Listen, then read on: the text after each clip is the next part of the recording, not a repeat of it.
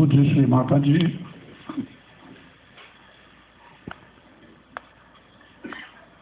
बहनों और भाइयों, सबसे पहले तो मैं श्री माता जी को प्रणाम करूंगा। मैं यहाँ हूँ उनकी वजह से, और श्री पुगलिया जी को मैं बहुत धन्यवाद देता हूँ कि उन्होंने मेरे बारे में इतना अच्छा कहा।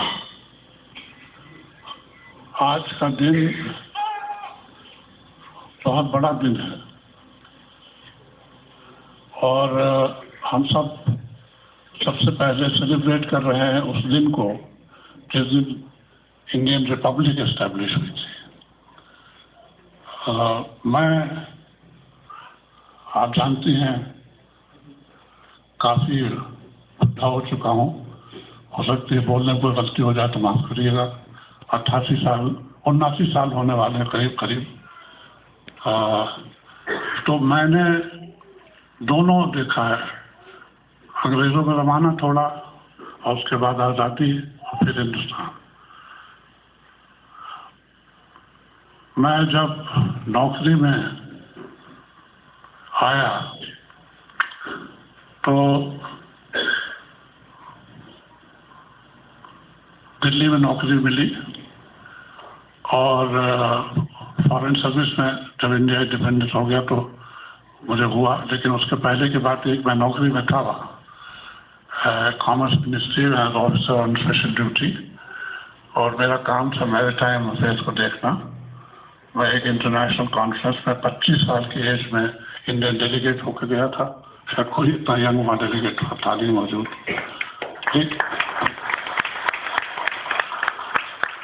लेकिन जब वो दिल्ली में था उस वक्त इनके भाई इनके पिसाबे जो मेरे साथ लखनऊ यूनिवर्सिटी में पढ़ते थे वो भी वहाँ आ गए।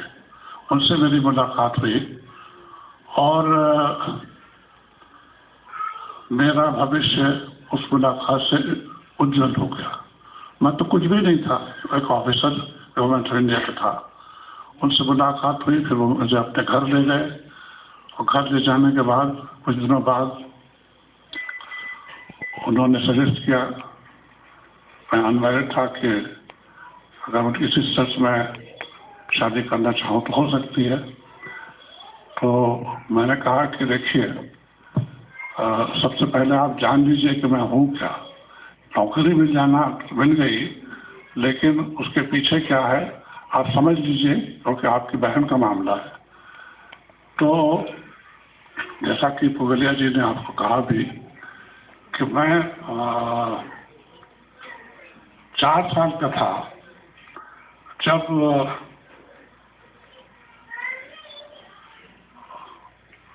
मुझे माफ़ करेंगे, मुझे बीच बीच में रुकना पड़ेगा तो थोड़ा इमोशन आ जाता है ना। तो मैं सिर्फ 4 साल का था जब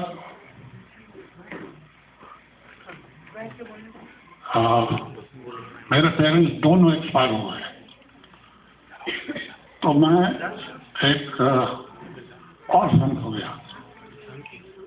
लेकिन ये भी बता देना चाहता हूँ कि मेरे जो दोनों साइड की फैमिलीज थी, माँ की और फादर की, बहुत अच्छी समृद्ध थी, कोई गरीबी नहीं थी। मेरे ग्रैंडफादर सीतापुर में जगह खैराबाद, वहाँ के बड़े आदमी में थे। दीवान बेनी प्रसाद उनका नाम था, जमींदार थे। और मेरे मामा की तरफ से मेरे मामा राय बहादुर, ज़माने में राय बहादुर, चौधरी जगन्नाथ प्रसाद, MLC वगैरह। तो कोई तकलीफ उस तरह की नहीं थी कि अगर मेरे माता पिता नहीं रहे तो मुझे कोई देखने वाला ना हो। लेकिन फिर भी ये तो होता ही है कि अगर माँ बाप नहीं हो तो फिर बच्चे को कौन देखे, ये थोड़ी बहुत हो जाती है परेशानी। मुझे ज़्यादा याद नहीं है उसके बारे में, जितना याद है मैं इसलिए बता रहा हूँ क्योंकि उन्होंने बताया आपको, तो थोड़ा बहुत और आप जान लीजिए।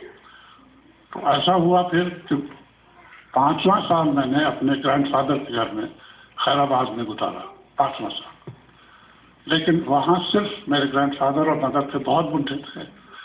उन्होंने मुझे 6ठे साल इलाहाबाद दे दिया, जहाँ मेरे अंकल थे, माय फादर ब्रदर, वो अच्छी जगह पे थे, बंगला था, मकान था, तो चले जाओ वहाँ देखेंगे, वहाँ रहो। मैं वहाँ चला गया। वहाँ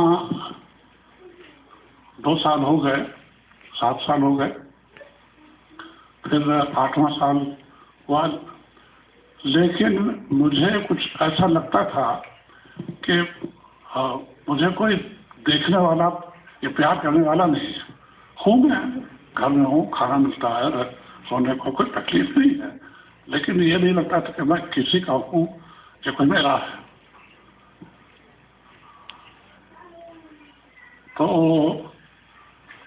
मेरे बड़े भाई थे, वो भी इलाहाबाद में थे, तो उन्होंने मुझसे कहा कि देखो, उनके बड़े दोस्त हैं, मेरे मामा, बड़े मामा के लड़के, उनका नाम था श्री आनंद कृष्ण चौधरी, और उन्होंने कहा कि आप ऐसा करिए कि तैयारी करिए, उन्नाव चले जाएं, और वहाँ बहुत से लोग हैं तो देखने में आसानी होगी। मैं उस वक्त 8वें साल में था या 8 साल का था। अब मुश्किल हो गई कि उनको नौकरी से छुट्टी नहीं मिल रही थी, तो उन्होंने कहा कि आप जाइए, जाओ। तो आप यकीन मानिए कि 1 ईयर था मेरा, 8 साल का बच्चे यहाँ पे बैठे हुए हैं, तो वो किसी वजह से मुझे ले नहीं जा सकते थे। तो उनको मुझ पर बहुत भरोसा था, पता नहीं क्यों। तो उन्होंने मुझे टिकट लेके दिया और कहा कि चलो स्टेशन। मैं स्टेशन चला, और एक मेल ट्रेन थी, वो कोई 1 बजे वहाँ से या 12 बजे छूटती थी। उन्होंने कहा कि देखो, इस पे बैठ जाओ, और यहाँ से चलेगी ये गाड़ी, दूसरा स्टेशन आएगा इटावा, बैठे रहना, उतरना नहीं।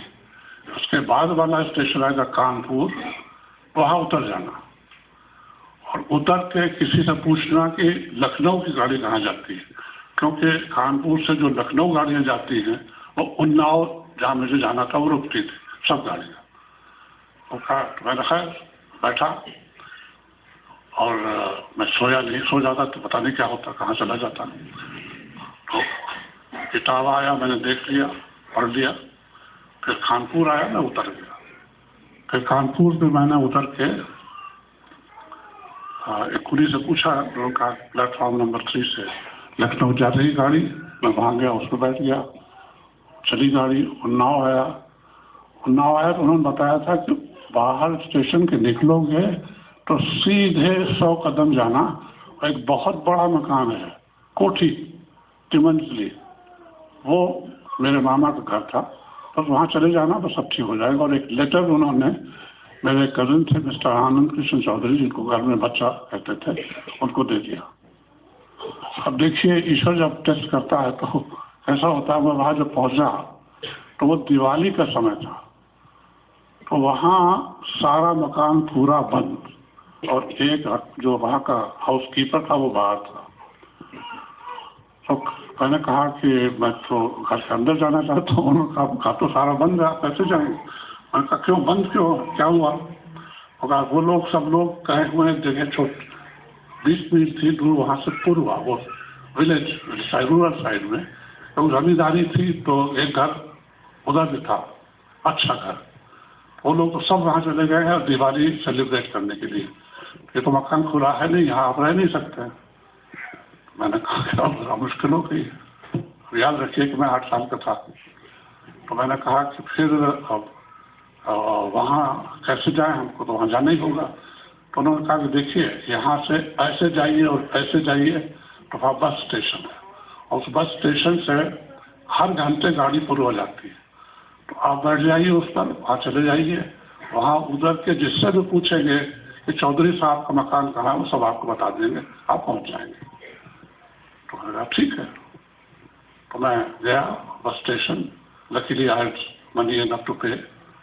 मैं बैठ गया बस में, बस चली, कोई 8 बजे रात तक वो पहुँचा, वहाँ अंधेरा हो चुका था। हाँ, तो मैंने पूछा लोगों से, तो लोगों ने कहा कि आप ऐसे जाइए, यो जाइए। मैं चलने लगा। नहीं सुनाई दे रहा? जोर से बोले।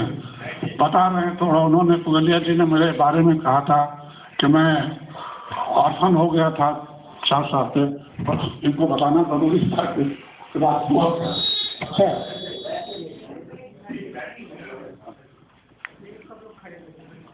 हाँ, तो फिर वो पूछते हम घर पहुंच गए। वहाँ पहुंच गए, चिट्ठी दी जिसके नाम थी। उन्होंने कहा कि बिल्कुल परेशान मत हो, तुम यहाँ रहो। और वो मेरे लिए जैसे माता पिता होते वैसे हो गए। उनको मैं प्रणाम करता हूँ। उनका नाम था आनंद कृष्ण चौधरी। घर में उनको बच्चा बाबू कहते थे। तो इस तरह से तो मेरी लाइफ ऐसी थी कि जिसमें सब कुछ था, लेकिन मदर फादर नहीं थे। तो फिर मैंने उन्नाव में स्कूल ज्वाइन किया। जब 10th पास हुआ तो मैं सारे डिस्ट्रिक्ट में फर्स्ट डिवीजन तो फर्स्ट डिवीजन पास हो गया। फिर आगे पढ़ाई की फर्स्ट क्लास। फिर वो मेरे लिखा हुआ फिर CV में। अब ये कैसे फर्स्ट क्लास फर्स्ट हुआ ये भगवान जानता है, या ये जानती है। लेकिन हुआ। फिर वो नौकरी में आ गए। अब मैं आता हूँ कि नौकरी में आने के बाद फिर क्या हुआ? वो हुआ यही, इनके भाई और हम दोनों लखनऊ में साथ पढ़ते थे। तो दिल्ली में फिर जब मुलाकात हुई तो उन्होंने कहा, और मेरी किस्मत अच्छी थी, भगवान देख रहे थे। मैं बहुत टाइम नहीं दूंगा आपका, लेकिन ख़त्म करने वाला हूँ मैं चीज़ कह के। तो मैं समझता हूँ कि भगवान हर जगह, हर समय, हर जगह, क्योंकि ऐसा नहीं होता तो मैं जिंदा नहीं रहता। लेकिन उन्होंने मुझे इनसे मिलाया, आपके भाई ने। फिर बातचीत हुई शादी की। तो अब शादी की बातचीत, मैंने कहा कि देखिए मेरे पास पैसा नहीं है, सिर्फ नौकरी है और महीने की तनख्वाह मिलती है, उसी में रहना है। तो इन्होंने कहा मुझे पैसे की कोई वो नहीं है शादी करने के लिए। मैंने कहा फिर हमसे शादी क्यों?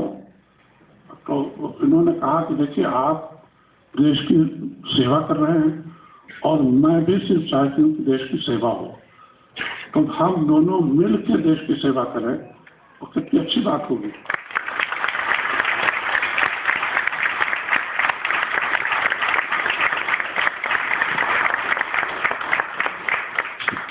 तो आप यकीन जानिए कि मैंने कहा कि आप समझ लीजिए, शादी के बाद फादर मदर इनके बहुत मुझे मिलकर खुश हुए। क्यों खुश हुए वही जाने, मैं तो जानता नहीं हूँ, लेकिन हुए। उन्होंने भी कहा कि वो चाहते हैं कि उनके लड़की शादी मुझसे हो जाए। तो दोनों में हमें यही एक वादा हुआ है कि हम देश की सेवा करेंगे। और मुझे अब भी याद है, इनको याद है नहीं मुझे, कि हम दोनों की शादी हो गई। और कुछ ही दिन बाद फिर वो 15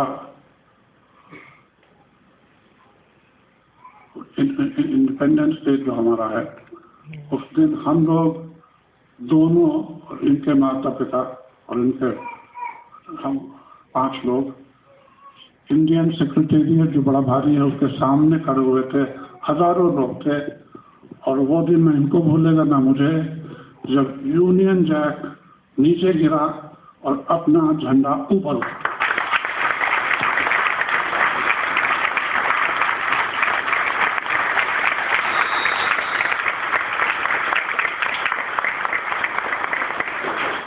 उसके पीछे बड़ी कहानी है।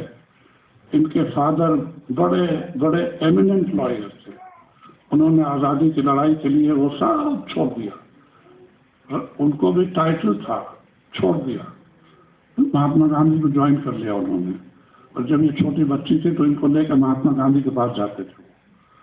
उन्होंने अपनी जान, वो जेल गए देश के उसके आज़ादी के लिए।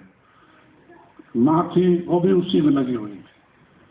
तो इस तरह का हम लोगों का मिलाव हुआ। मैं यूपी का रहने वाला, कंजर्वेटिव फैमिली, ये महाराष्ट्र की रहने वाली, कहाँ हम लोग, लेकिन ईश्वर जो है ना, जो हर जगह उसने मिलाया, उनके भाई ने मिलाया।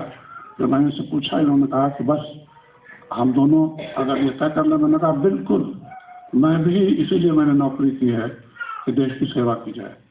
एक बात और बताऊंगा आपको, फिर शायद मैं बंद कर दूं। मैं पहले इंडियन फॉरेन सर्विस में सिलेक्ट हो गया, फर्स्ट सिलेक्शन। सारे हिंदुस्तान से एप्लीकेशन मंगाई गई, उनमें से उन लोगों को सिर्फ 10 लोग चुनना था। इंटरव्यू पब्लिक सर्विस कमीशन ने किया, लेकिन ये मेरे साथ हो गई थी, तो फिर कौन नहीं क्या था, मैं सिलेक्ट हो गया।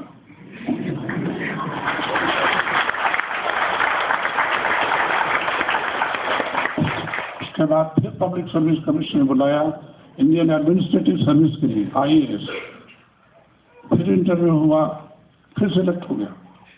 जब IAS में आ गया तो मेरे लिए चॉइस थी कि मैं फॉरेन सर्विस में रहूं या IAS में। तो फिर मैं कहाँ जाता सिवाय इनके पास। मैं आया, मैंने कहा भाई बताओ, IAS में रहे क्या IAS में रहे। तो उन्होंने कहा कि हमको तो देश की सेवा करना है, तो IAS में रहिए आप। तो मैंने ऐसे ही मजाक में कहा, क्या आप सोचते कि जो फॉरेन सर्विस में वो देश की सेवा नहीं करते? तो कहने ये बात नहीं है, हमें देश में रह के देश की सेवा करना। बिल्कुल ठीक। उस दिन से आज तक इनके दिखाए हुए रास्ते पर मैं चला। देश की सेवा करना मेरा धर्म, और इनकी हर जगह मदद। देखिए, अफसर ईमानदार तभी रहता है जब उसकी कर्मपत्नी मदद करे।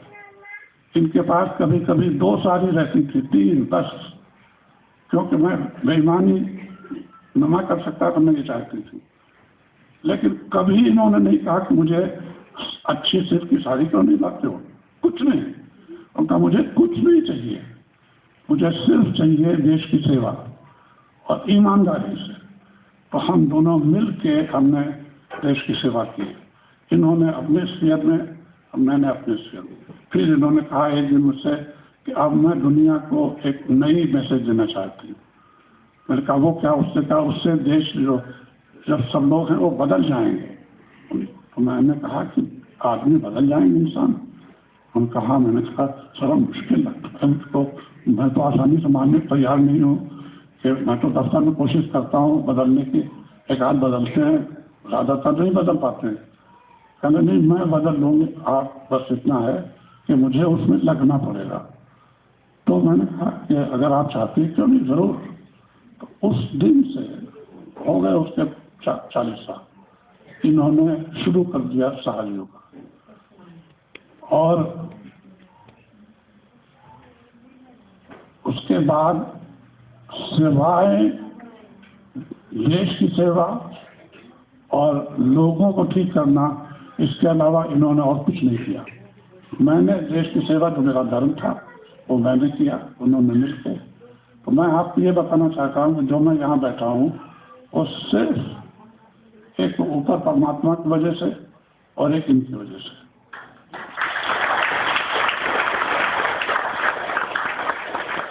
इसलिए ये मेरी धर्म पत्नी हैं, लेकिन मैं इनके पैर छूता हूँ, क्योंकि ये श्री माता जी निर्मला देवी दुनिया की हैं। तो बस थोड़े से में हिस्ट्री यही है कि मेरा बैकग्राउंड जो था वो मैंने आपको बता दिया। ऑर्फन हो गया था मैं, लेकिन मैं ये जरूर कहूँगा कि मेरे जो माँ बाप तरफ के लोग थे या माँ के, सब लोग समृद्ध थे, थोड़े सब चीज़ें थी, मुझे कोई तकलीफ नहीं हुई कोई। लेकिन मेरी सबसे बड़ी बात ये हुई कि इनके भाई से मुलाकात लखनऊ में हो गई, और उसके बाद उससे बड़ी बात हो गई कि शादी हो गई। तो हम लोग आपके सामने बैठे हुए हैं।